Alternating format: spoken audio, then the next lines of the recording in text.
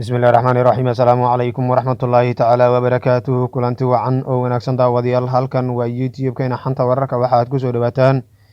wararkii ugu dambeeyey ee soomaaliya. qodobada aan idiin soo gudbin doonana waxaa ka mid noqon doona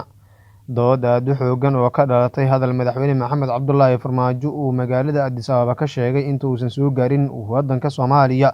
waxaan idiin soo gudbin doonaa doodaasi waxa ay tahay iyo sidoo kale siyaasiyiinta soomaalida oo haatan u muuqda kuwa markaas ku khilaafaya hadalkii madaxweyne maxamed cabdulaahi farmaajo uu markaa isagu halkaasi ka shaaciyey. sidoo kale waxaan idiin soo gudbin doonaa madaxweyne maxamed cabdulaahi farmaajo si toos ah ayuu u sheegay inay ka go-an tahay la wareegidda mas-uuliyadda amniga, iyadoo sidoo kale taasi ay u muuqato qorshe ciidamada howlgalka midooda afrika ee amisom looga saarayo soomaaliya. qodobadii ugu dambeeyey iyo waxyaabaha haatan sidoo kale siyaasiyiinta soomaalida oo arrintaas iska leeyihiin ayaan eegi doonaa. qodobadaas oo faahfaahsan ayaan idiin soo gudbin doonaa. haddii ay tahay markii kuugu horreysay aad soo booqato youtube-keena xanta wararka, waxaan kaa dalbanaynaa in youtube-ka subscribe inoo saarto, muuqaalkana like aad inoo saarto, asxaabtaadana u sheer garayso si saaxiibo wanaagsan oo adigoo kale mid aan u yeelano. waakak haddii aynu ka bilowno, madaxweynaha wakhtigiisu dhammaaday ee soomaaliya maxamed cabdulaahi farmaajo ayaa hadalla aada u culus waxa uu ka jeediyey meertada 35aad ee shirka madaxeedka midooda afrika,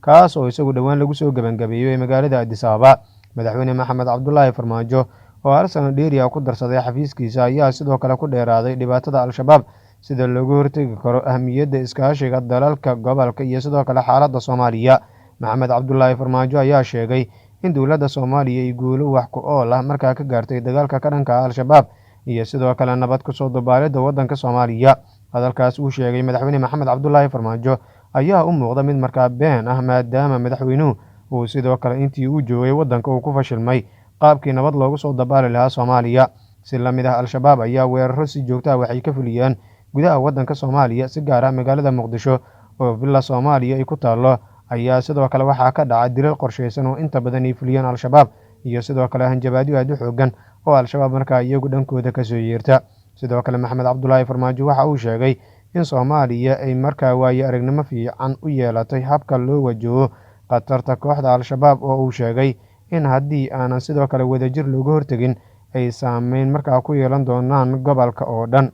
waxa uu sidoo kale bogaadiyey qorshaha golaha ammaanka iyo sidoo kale nabadda midooda afrika uu sidoo kale ku horumarinayo ciribtirka kooxaha sidoo kale dagaalyahanada al-shabaab ugu horeyso ee iyagu jooga gudaha waddanka soomaaliya. laakiin sheekada dooda badan abuurtay ee madaxweynuhu goobta uu ka sheegay ayaa waxa ay ahayd in dowladda soomaaliya ay gaartay isku filnaansho amni oo ay diyaar u tahay inay amisom kala wareegto ammaanka guud ee soomaaliya. waxaa naga go-an inaan la wareegno mas-uuliyadda amniga si buuxda, ayaan diyaar ugu nahay. taas ayaa ka mid ahaa kelimadihii farmaajo, taas oo sidoo kale khudbadiisu ku bogaadisay heshiiskii ay dowladda federaalk soomaaliya iyo sidoo kale midooda afrika ay gaareen horaantii bishii lasoo dhaafay ee januari, kaas oo sidoo kale la xiriiray sida soomaaliya uu la wareegi doonto amniga marka la gaaro bisha disembar sanadkan 2023 ee isagu markaa fooda nagu soo haya. soomaaliya waxay sanadihii dambe ku tallaabsatay horumar ballaaran oo dhanka amniga ah, dib u dhiska ciidamada iyo wiiqidda awoodda kooxda al-shabaab. waxa ay taasi keentay in soomaaliya ay hadda gaartay wakhtigii ay si buuxda ula wareegi lahayd ammaanka, ayuu yidhi madaxweynaha wakhtigiisu dhammaaday ee soomaaliya maxamed cabdulaahi farmaajo, kaas oo isagu sidoo kale muddo sanad ka badan qaab sharci darraa ku dhex fadhiya gudaha villa soomaaliya. qeybtan ayaa waxaa iyadu sidoo kale ay tahay midda dooda dul dhigtay hadal jeedinta madaxweynaha. haddii sidoo kale aanan kala qaadno sheegashada madaxweyne farmaajo iyo sida sidoo kale ay markaa dadka ka duwan arrintiisa ay wax u arkaan. tan koowaad ayaa waxay tahay amniga. 5tii sano ee madaxweyne maxamed cabdulaahi farmaajo uu joogay villa soomaaliya, kooxaha qiimeeya arrimaha amniga waxa ay sheegaan in xaaladdu ay sidoo kale kasii dartay. cabsigelinta lagu hayo shacabka, qaraxyada gaadiidka lagu xiro midda cusub ee sidoo kale qofka socda uu gaarigu qabsanayo, weerarada tooska ah, toogashada iyo sidoo kale dagaalka ciidamada dowladda dhexdooda ah ayaa hareeriyey caasimadda oo ah meesha sidoo kale qura ee uu markaas si buuxda ugu shaqaysay dowladda federaalk soomaaliya. nidaamka madaxweyne maxamed cabdulaahi farmaajo ma qaban wax weyn oo sidoo kale amniga la xiriira oo ay ku doodayaan khubarada amniga, balse sidaasi oo ay tahay madaxweynaha ayaa sidoo kale waxa uu qabaa in amniga sidii hore marka uu ka fiican yahay. nidaamka ciidamada ayaa midda labaad ah. nidaamka 5tii sano ee lasoo dhaafay ee madaxweyne maxamed cabdulaahi farmaajo waxa uu dhisay ciidamo xoog leh, taa oo sidoo kale dood badan kama taagna, balse bogaadinta ayaa sidoo kale waxaa xayiraad ku ah in ciidankan aysan ilaa iyo hadda sidoo kale aysan deegaano cusub ka xoreynin al-shabaab. Iska daayay iyaga waxaa laga sidoo kale qasbay deegaano hor leh oo sidoo kale laga saaray dagaalyahanada al-shabaab, islamarkaanina ay markii dambe markaa kusoo laabteen. Sidoo kale waxaa dhismaha ciidamadan dhaawac markaa ku ah in ay si weyn markaa ugu milmeen siyaasadda ka socota gudaha waddanka Soomaaliya, marar kala duwana weerar ay ku qaadeen madaxdii hore ee Soomaaliya. Horey ayaa sidoo kale waxaa loo xasuustaa in magaalada Muqdisho ee caasimadda Soomaaliya si gaar ah hotelka Maida oo ay Xasan Sheekh Maxamuud iyo sidoo kale Sheekh Shariif Sheekh Axmed deganayeen ay weerar ugu qaadeen ciidamada dowladda federaalk Soomaaliya intii madaxweyne Maxamed Cabdullaahi Farmaajo xukunka ku waayay. Waxaana sidoo kale la rumaysan yahay in ciidamadan sidoo kale ay haatan diyaar u yihiin in mar walba ay qaadacaan amar walba oo ka soo baxa mucaaradka, islamarkaana ay soo dhoweeyaan mid kasta oo sidoo kale ka soo baxa madaxweynaha wakhtigiisu dhammaaday ee Soomaaliya Maxamed Cabdullaahi Farmaajo. Kooxda uu hogaamiyey madaxweyne Maxamed Cabdullaahi Farmaajo ayaana sidoo kale waxa ay si aan gambad lahayn markaan u doonayaan inay ciidamada uga adeegsadaan doorashada ka socota gudaha waddanka Soomaaliya, kuwaas oo iyagu sidoo kale laga doonayo in lagu boobo doorashooyinka haatan ka socda xarumaha dowlad goboleedyada dalka iyo sidoo kale magaalada caasimadda ee Muqdisho. Ciidamadan ayaa sidoo kale dhowaan qayb ka mid ah waxaa la geeyey magaalooyinka Beledweyne iyo Baraawe, halkaas oo iyagu sidoo kale ka mid ah goobaha loo asteynay ka dhacaan doorashooyinka, waana ciidamadii ugu dambeeyey ee magaaladaasi la geeyo. Ka hor ayaa sidoo kale Maxamed Cabdullaahi Farmaajo ciidamo ka tirsan kuwa dowladda federaalk Soomaaliya waxa uu ka dejiyey magaalada Garbaare ee xarunta gobolka Gedo, halkaas oo sidoo kale Maxamed Cabdullaahi Farmaajo uu doonayo in si toos ah markaa loogu boobo doorashada 16 kursi ee taala magaaladaasi. Maxamed Cabdullaahi Farmaajo ayaa sidoo kale la rumaysan yahay inuu yahay shakhsiga kaliya ee isku dayay inuu si toos ah u boobo doorashooyinka xildhibaanada, waxaana sidoo kale haatan yeeshay xubno isagu markaa aad ugu dhow oo villa Soomaaliya la shaqeeya, islamarkaanina xarumaha dowlad goboleedyada dalka loo dirayo si markaa iyaguna ay kaga qayb noqdaan boobka lagu hayo doorashada xildhibaanada golaha shacabka ee baarlamaanka federaalk Soomaaliya. Madaxweyne Maxamed Cabdullaahi Farmaajo muddaxileedkiisii kol hore u ilaaday ayaa sidoo kale muddo sanad ka badan villa Soomaaliya waxa uu fadhiyaa, maadaama maanta ayaana sidoo kale waxay u buuxsantay muddadii sanadka ahayd, iyadoo sidoo kale bishii February ee sanadkii aynu kasoo gudubnay muddaxileedkiisii markaa uu ku ekaa ilaa iyo haatanna in amni darro ay ka dhacdo gudaha waddanka Soomaaliya maahane wax kale oo laga dhaxlay madaxweyne Maxamed Cabdullaahi Farmaajo dowladda uu hogaamiyo ilaa iyo haatan sidoo kale ma jirto. Madaxweyne Maxamed Cabdullaahi Farmaajo ayaa sidoo kale ku dooday ama markaa waxa isagu markaa uu sheegay in dowladdiisu ay si weyn ay sidoo kale u dhintay halista kooxda al-shabaab, laakiin waxaa la isweydiinayaa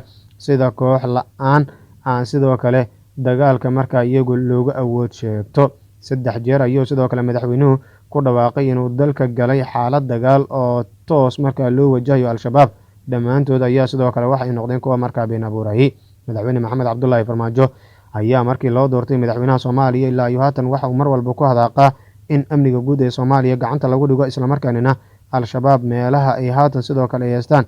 laga saaro, laakiin taas ayaa markii dambe waxa isugu noqdeen kuwa markaa been abuur ah, maadaama madaxweyne Maxamed Cabdullaahi Farmaajo intii uu joogay Soomaaliya al-shabaab ay la wareegeen deegaano hor leh oo ku yaala koonfurta iyo bartamaha Soomaaliya. Madaxweyne Maxamed Cabdullaahi Farmaajo ayaa sidoo kale waxaa lagu eedeeyaa inuu fasax siiyey dagaalyahanada al-shabaab, isagoo taas beddelkeedu ku mashquulay dagaalka iyo sidoo kale iska celinta siyaasiyiinta madaniga ah, kuwa oo iyagu sidoo kale kasoo horjeeda, taas oo sidoo kale dhalisay in ay xoogeysato khatarta dagaalyahanada al-shabaab iyo sidoo kale inay canshuuraan goobaha ganacsiga ah ee ku yaala gudaha waddanka Soomaaliya oo weligood markaa iyagu aysan canshuur ka qaadin. Madaxweyne Maxamed Cabdullaahi Farmaajo ayaa la rumaysan yahay inuu yahay madaxweynaha keliya ee sida tooska ah dagaalyahanada al-shabaab ula shaqeeya, waxauna sidoo kale isagu uu dallacsiiyey xubno sarsare oo horay uga tirsanaa al-shabaab, kuwaas oo iyagu sidoo kale sheegay inay kasoo goosteen kooxdaas, islamarkaanina ciidamada dowladda federaalk Soomaaliya ka mid ahi. Faad Yaasin Xaaji Daahir oo ka mid ah saraakiishii ugu sirsareysay ee dagaalyahanada al-shabaab ayaa waxa uu u magacaabay taliyaha hay-adda nabad sugidda iyo sirdoonka qaranka Soomaaliya ee NISA. Taas ayaa sidoo kale waxay noqotay shirqool halis ah oo loo magaleegayo ummadda Soomaaliyeed. Sidoo kale waxaa la dallacsiiyey Farxaan Qaroole oo isagu horay usoo noqday madaxii amniyaadka al-shabaab ee gudaha waddanka Soomaaliya si gaar ah Muqdisho, haatan ayuu sidoo kale yahay jenaraal ka tirsan ciidamada dowladda federaalk Soomaaliya si gaar ah qeybta booliiska ayuu sidoo kale Farxaan Qaroole ka tirsan yahay. Dood weyn ayaa sidoo kale waxa iyadu markaa ay tahay mid ay aad sidoo kale uga soo hadal jeedaan hadalka madaxweyne Maxamed Cabdullaahi Farmaajo ee shirka midowda Afrika, taas oo sidoo kale ahayd in Soomaaliya ay gaartay isku filnaansho amni oo ay markaa iyadoo bisha Diseembar ee sanadka 2023 doonayso inay la wareegto amniga guud ee Soomaaliya. ciidamada howlgalka midowda Afrika ee AMISOM ayay wararku tilmaamayaan inay si toos ah uga bixi doonaan gudaha waddanka Soomaaliya sanadka 2023 marka la gaaro si gaara December. laakiin tallaabada madaxweyne maxamed cabdullaahi farmaajo iyo sidoo kale kooxdiisa ay qaadayaan ayaa waxay yihiin kuwa markaa carqaladaynaya nabad kusoo dabaalidda Soomaaliya, maadaama ciidamada dowladda uu madaxweyne maxamed cabdullaahi farmaajo u adeegsanayo inay ku dhex milmaan siyaasadda ka socota gudaha waddanka Soomaaliya, iyadoo sidoo kale midowda musharaxiinta madaxweynaha Soomaaliya dhowr jeer arrintaasi walaac aad u xoogan ay ka muujiyeen. si gaara waxa ay sheegeen in ciidamadu aanan laga dooninin kumlimada siyaasadda ka socota Soomaaliya, maadaama madaxweynuhu uu markaa ciidamo adeegsanayo inuu ku boobo doorashooyinka. waxaad ku mahadsantihiin daawashada muuqaalkan. haddii ay tahay markii kugu horreysay aad soo booqato youtube-kana xanta wararka, waxaan kaa dalbanaynaa in youtube-ka subscribe inoo saarto, muuqaalkana like aad inoo saarto, asxaabtaadana aad u sheer garayso si saaxiibo wanaagsan oo adiga kale mid aan u yeelan. waana ku mahadsantahay daawashadaada.